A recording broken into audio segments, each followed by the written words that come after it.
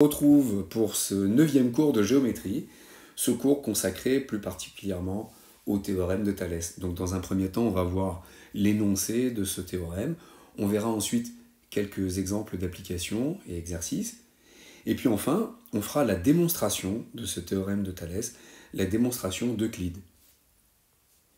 Alors pour commencer, essayons de voir pourquoi deux triangles sont semblables ou ne sont pas semblables. Ici, on voit qu'on a deux angles égaux et on voit ici que les deux côtés opposés à cet angle sont parallèles. On a donc bien deux triangles semblables. Dans la deuxième configuration ici, on a toujours deux angles égaux. Est-ce que ça va suffire pour faire deux triangles semblables? Alors on voit que ça ne suffit pas parce que ces angles ici en C et en N sont différents et les angles ici sont différents, ce qui s'est traduit par deux droites qui ne sont pas parallèles. Donc pour avoir deux triangles semblables, il faut avoir au moins un angle identique et ensuite deux parallèles, ou alors donc les trois angles identiques, et on aura des mesures proportionnelles. Ici, on va regarder la configuration de Thalès qui commence donc par deux droites sécantes, c'est-à-dire deux droites qui se coupent. Et puis on va faire passer une parallèle à BC qui passe par DE. Donc voilà, on a deux droites rouges parallèles et deux droites bleues qui se coupent. C'est la configuration de Thalès. Dans cette configuration, on dégage donc deux triangles, le triangle bleu et le triangle rouge, qui sont donc semblables, ils sont proportionnels. Ici, on voit les rapports de Thalès, et on voit que, en l'occurrence, le triangle bleu fait la moitié du triangle rouge. On a donc les rapports AE sur AC, ici, les rapports AD sur AB, et les rapports DE sur BC, qui sont égaux. Là, ici, on voit que le triangle bleu est plus grand que le triangle rouge. Ici, on revient sur un triangle bleu plus petit.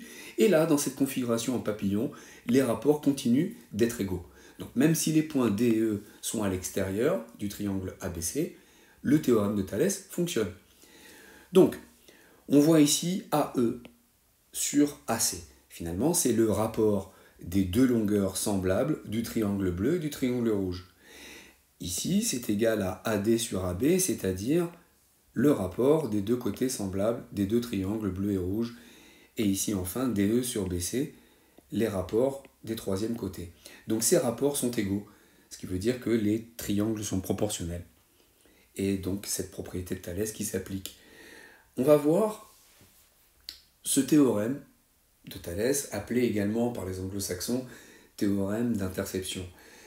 AD sur AB, c'est-à-dire petit côté sur grand côté, égale AE sur AC, petit côté sur grand côté, égale DE sur BC, petit côté sur grand côté.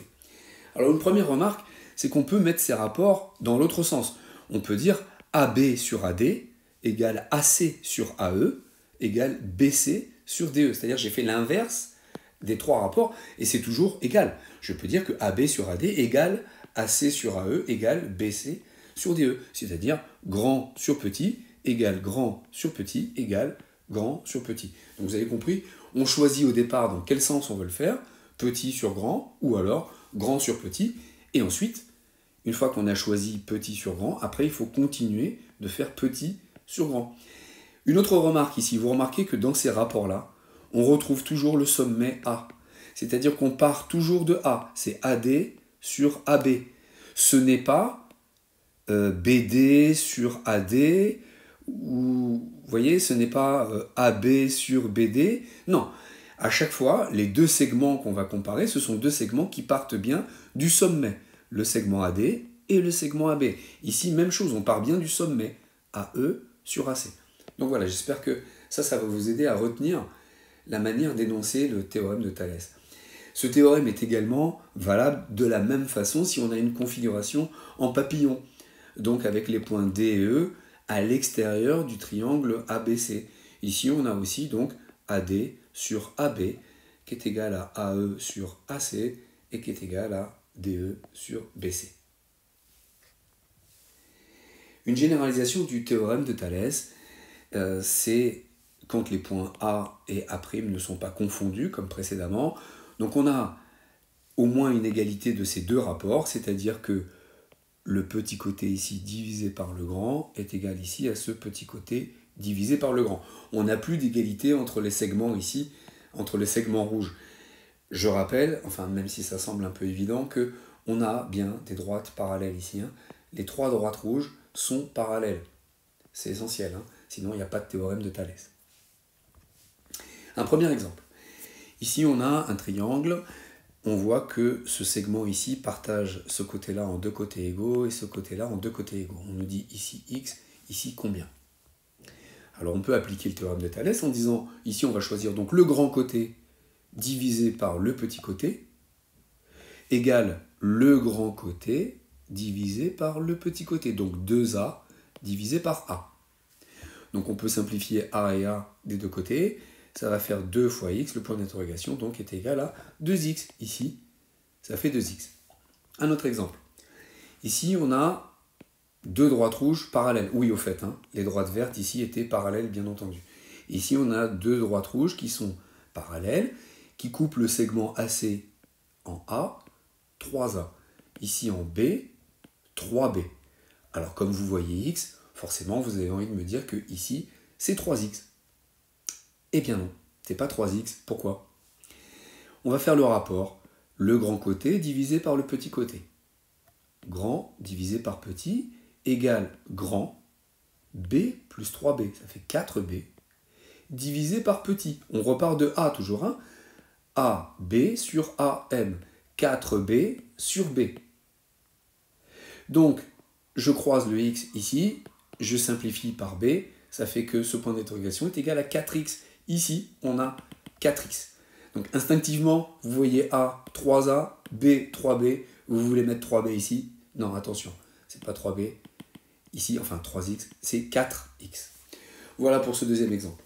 Un petit exercice d'application numérique. Ici, on nous donne un triangle, une situation de Thalès. Hein. On a KJ parallèle à ML.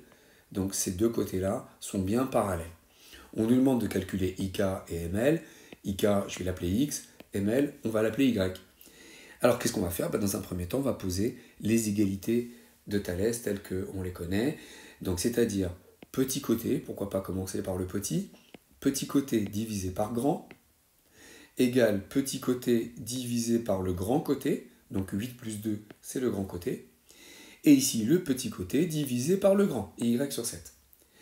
On va pouvoir se servir de cette égalité-là pour trouver X, et de celle-ci pour trouver Y. Donc voilà, avec ici, on va faire 7 fois 8 divisé par 10, ça fait Y. Et ici, X égale 5 fois 10, divisé par 8. Voilà, on a trouvé X et Y. Un deuxième exemple, ici on nous demande de calculer AC, que j'appellerai X, et on nous demande de calculer BC, que je vais nommer Y. On a bien entendu donc les droites PM et BC qui sont parallèles, donc on peut appliquer la propriété de Thalès, que voici. Donc on peut dire le petit côté divisé par le grand, donc 6 divisé par x, égale le petit côté divisé par le grand. Donc si le grand côté ici fait 5, et que ce segment ici fait 2, c'est qu'ici on a 3. Donc le petit côté divisé par le grand, c'est 3 divisé par 5. Et puis le petit côté ici, 2, divisé par le grand côté y. Avec cette égalité, on va trouver x. Avec cette égalité-là, on va trouver y. Voilà, x égale 5 fois 6 divisé par 3. Et y ici, y égale 2 fois 5 divisé par 3. Voilà, on a fait ces deux exercices. Bien, maintenant, on va faire la démonstration d'Euclide. C'est une démonstration qui a été trouvée dans le livre Les premiers éléments d'Euclide, qui date de 2300 ans hein, par rapport à aujourd'hui. C'était 300 ans avant notre ère.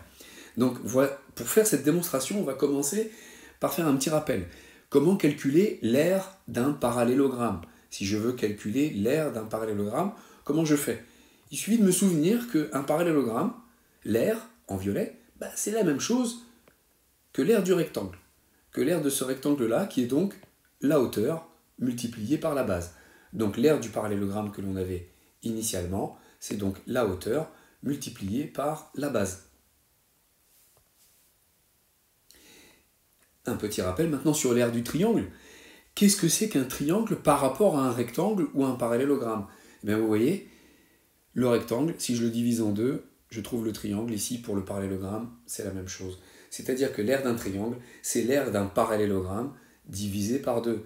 On a vu que l'aire du parallélogramme, c'est la hauteur multipliée par la base. La base multipliée par la hauteur. Ça va nous donner l'aire du parallélogramme. Si je divise par deux, je trouve ici l'aire du triangle. Donc ça, c'est la formule importante dont on va avoir besoin pour faire cette démonstration d'Euclide. Il faut se rappeler que donc l'aire du triangle, c'est la base multipliée par la hauteur divisée par 2. Bien, on commence dans notre situation dite de Thalès, donc avec les deux droites rouges qui sont parallèles, bien sûr. Donc on a une certaine hauteur. Cette hauteur, c'est la distance entre les deux droites. La distance, c'est le projeté orthogonal, c'est la hauteur. Si je veux calculer l'aire de ce triangle vert, c'est donc la base de ce triangle, DE, multipliée par la hauteur, H, divisé par 2. Maintenant, si je regarde dans cette même configuration, je regarde le triangle bleu ici. Dans ce triangle bleu, la base, c'est DE. Et la hauteur, ici, c'est la distance entre le point C et cette droite-là, c'est H toujours. Donc on a le même H. Ça va me permettre d'écrire que l'aire de BDE est égale à l'aire de DEC. Vous voyez qu'ici, on a DE fois H divisé par 2. Donc ça et ça, c'est bien la même chose. Donc l'aire de ce triangle vert est la même que l'aire de ce triangle bleu, même surface. On a donc ce triangle vert qui est de même aire que ce triangle bleu. Et ici, on a le même triangle. ADE, dans les deux situations, c'est le même triangle. Donc le triangle global ici, ABE, est de même aire, de même surface que ici, ADE. Donc on a bien, voilà, une égalité d'aire entre ces deux triangles. Ça nous permet d'écrire ce premier résultat partiel. En mathématiques, on appelle ça un lemme. Un lemme, LE, 2ME, c'est comme un théorème, mais partiel. C'est-à-dire que ça va nous aider à démontrer quelque chose ensuite. Donc bref, on garde ce résultat qu'on vient de trouver, on le garde de côté, on s'en servira. Ici, on reprend notre triangle ABE, notre triangle vert, et on va calculer l'aire en projetant donc le sommet B sur la base AE. Donc en l'occurrence, ça va se projeter à l'extérieur. Et pour calculer donc l'aire, on va dire que c'est la moitié de la base multipliée par la hauteur. Dans ce triangle ABC, le triangle global, je vais projeter, donc j'ai toujours cette hauteur H1, et donc je peux calculer l'aire de ce triangle ABC en disant que c'est la moitié de la base AC, multipliée par la hauteur, cette même hauteur, ici, et divisée par 2. Maintenant, je peux faire un rapport entre ces deux aires, l'aire du triangle vert divisé par l'aire du triangle rouge. Si je fais ça, je divise donc ça par ça. Je divise 1,5 par 1,5, ça disparaît. Je divise H1 par H1, ça s'élimine. Il reste donc AE divisé par AC. Donc si je fais le rapport de l'aire verte par rapport à l'aire rouge, j'obtiens ce rapport. C'est un résultat intermédiaire qu'on va garder et qui va nous servir. Ce qu'on vient de faire avec le triangle vert, on va le faire de la même façon avec le triangle bleu, l'autre, celui qui était, vous savez, de même aire.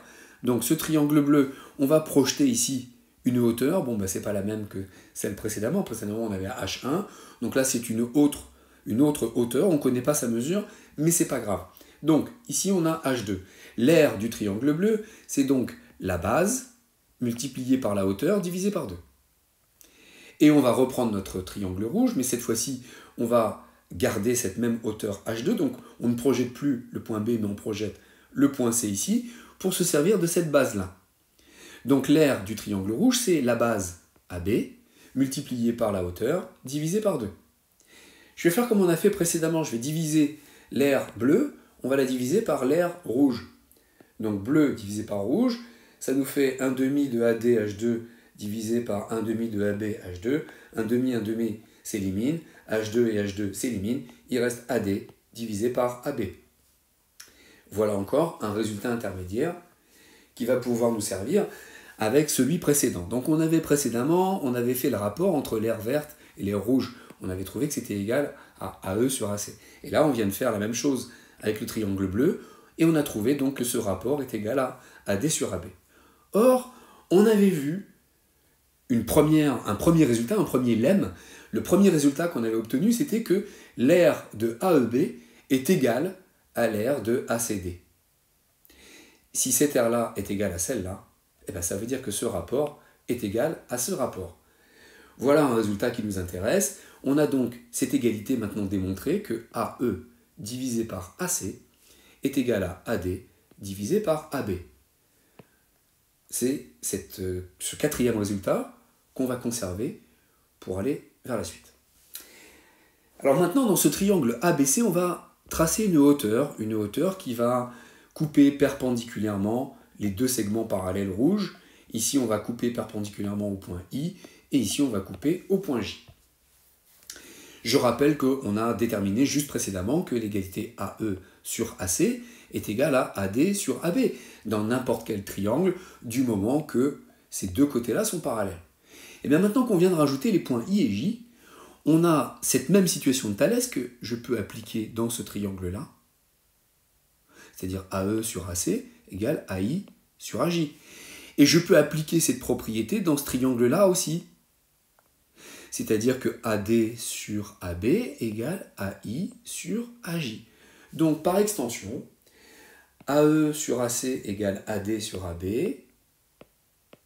est aussi égal à AI sur AJ. Ce sera notre cinquième résultat partiel que l'on va noter et conserver de côté. Maintenant, on va de nouveau découper un triangle vert et un triangle bleu, cette fois-ci à partir des points I et J. Ici, dans ce triangle-là, j'ai une base et j'ai une hauteur H qui est la projection de B sur la droite DE. D'accord ? Et ici, pour ce triangle bleu, j'ai une base DI qui est la même et j'ai une hauteur ici qui est cette même hauteur. Donc, les aires de ces deux triangles sont identiques, comme on l'a vu précédemment dans la démonstration précédente. Donc on peut dire effectivement que l'aire du triangle vert ici est égale à l'aire du triangle bleu ici. Si je veux calculer l'aire de ce triangle vert, je vais dire que c'est la base multipliée par la hauteur divisée par 2. La base, ce sera AI, la base de ce triangle vert, et la hauteur, donc, quel est le point opposé à cette base? C'est le point B. La projection orthogonale de B sur cette droite, c'est ici, c'est BJ. C'est ça la hauteur. La hauteur et la base. Donc, j'ai 1/2 de AI fois BJ. Ici, pour le triangle bleu. Pour le triangle bleu, j'ai ici une base, AJ, c'est la base, et j'ai la hauteur DI. Donc par rapport à cette base, on a bien un projeté orthogonal ici, c'est DI, la hauteur et la base. Donc je peux écrire 1/2 AJ fois DI.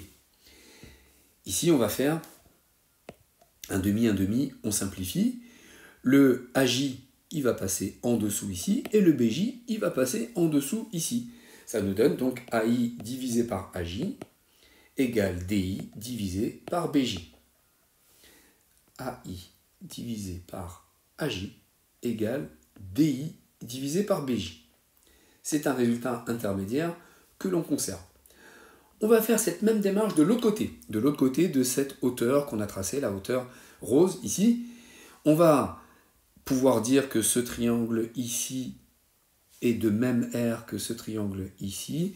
Et comme là, on a AIE, AIE, alors globalement, le triangle vert ici est de même aire, de même surface que le triangle bleu ici. De la même façon, on va calculer les aires. Donc l'aire du triangle vert, c'est la base AI multipliée par la hauteur CJ divisé par 2. Ici, dans ce triangle bleu, la base, c'est AJ, c'est la base, multipliée par la hauteur IE, divisé par 2. De la même façon, on va simplifier 1/2, AJ va venir en dessous, JC, hop, va venir en dessous ici. On a donc AI sur AJ égale IE sur JC. Cette septième affirmation, enfin démonstration, avec la sixième que l'on a vue juste avant. Dans la sixième, on a vu que AI sur AJ égale DI sur BJ. Et là, on vient de voir avec la septième que AI sur AJ est égal à IE sur JC. On a donc une égalité, une proportionnalité. Et on a vu dans le cours précédent, si vous avez vu mes autres vidéos sur la proportionnalité, que quand j'ai une égalité de rapport comme ça, ce rapport, et celui-ci, est aussi égal à la somme des 3 ou de 2. Donc là, on va additionner ça et ça, ça et ça. Et ce résultat sera égal toujours à ça, ou même égal à ça. Donc DI plus IE. DI plus IE, qu'est-ce que c'est? C'est DE. Et ici, on a BJ plus JC. BJ plus JC, c'est BC. Donc DE sur BC est égal à AI sur AJ.